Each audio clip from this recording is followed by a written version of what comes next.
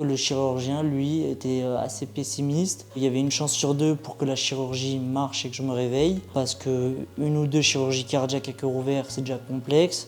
Une cinquième, c'est très rare. Et c'est l'opération de la dernière chance.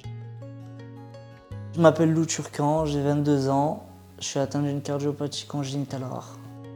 Donc en fait, dès la naissance, j'ai été héliporté immédiatement, parce que mon pronostic vital était donc engagé. Donc j'ai été multiple opéré à cœur ouvert à plusieurs reprises. Ça implique qu'il y ait un suivi très régulier sur différents CHU, Grenoble, Marseille, voire Paris. En mai dernier, je travaillais dans une structure de soins et j'ai été pris d'une fièvre soudaine, parce qu'en fait mon cœur commençait à partir en insuffisance cardiaque et l'infection à se propager.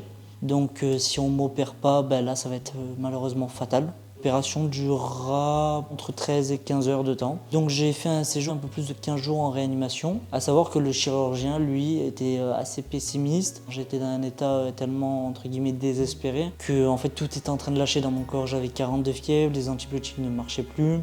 En temps normal, c'est un suivi tous les 6 mois ou une fois par an quand tout va bien. Mais il faut savoir que quand vous sortez d'une chirurgie cardiaque, c'est comme pour les greffés. C'est un suivi toutes les semaines, puis toutes les 2 semaines, puis toutes les 3 semaines, etc. Ça s'éloigne. Et à la moindre alerte, ça repart à zéro. J'ai autant la fatigue quotidienne du corps que les douleurs neuropathiques, que les douleurs de la cicatrice. C'est assez compliqué d'avoir une vie professionnelle. Il ne faudrait pas que je travaille ou alors très peu.